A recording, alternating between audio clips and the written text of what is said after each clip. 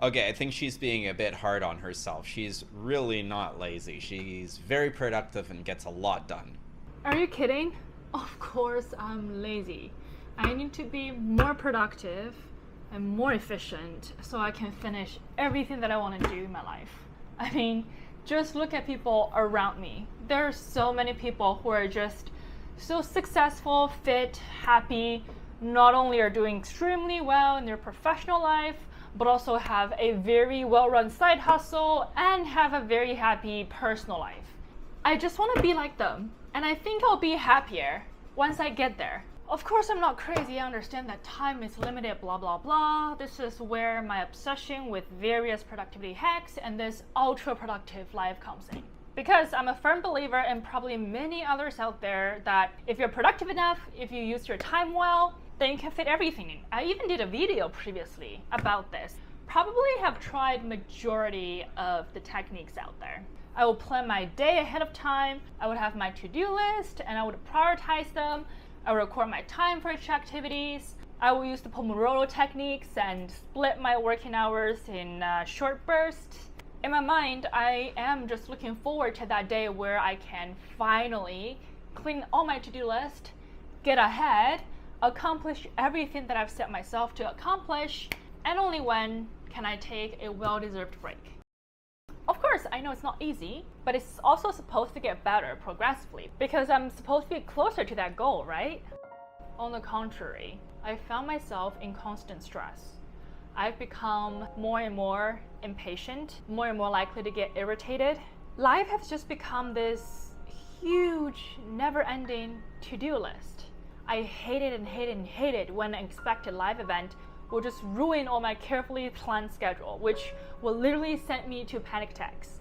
When it's time to actually do the work, do the things that I have set in my to-do list, I just cannot muster the strength and energy to do anything. So I would resort to procrastination while feeling this immense guilt.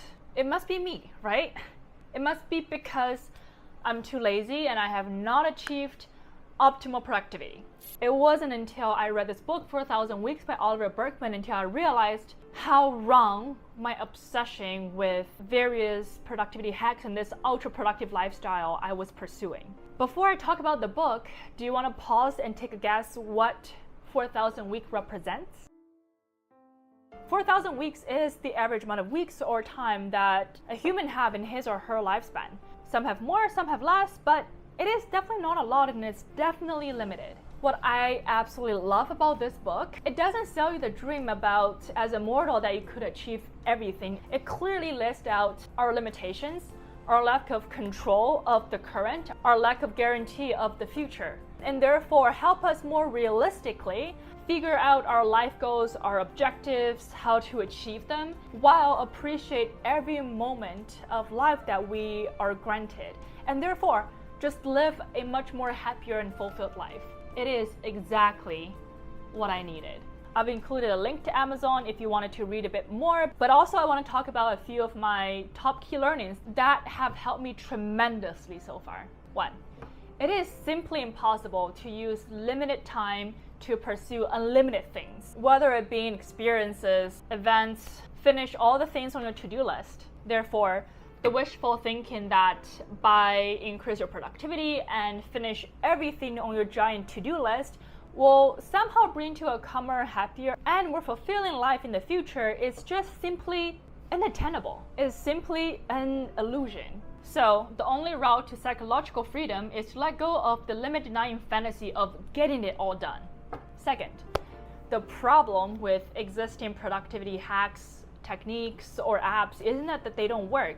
It's actually the fact that they do work.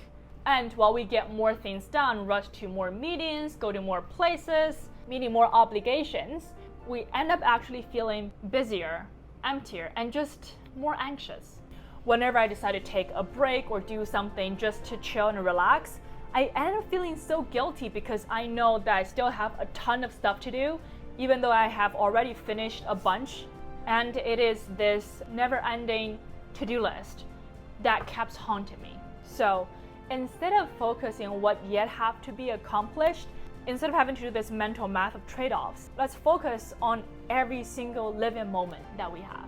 3, we have to realize that the future is neither guaranteed nor granted to us for certain.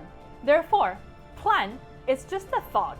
It is our attempt to exert some level of control of this future, of this uncertainty, where in reality we have none. So next time when you encounter situations like traffic jam, or you're late to the classes, or whatever happens that may ruin your meticulously planned schedule, just sit in the moment, do not try to control it, and appreciate the inconvenience that life has given you. 4, the core challenge about managing our limited time isn't about increasing our productivity so we can try to finish everything, which, by the way, would never happen, but it's rather about decide very wisely what to not do.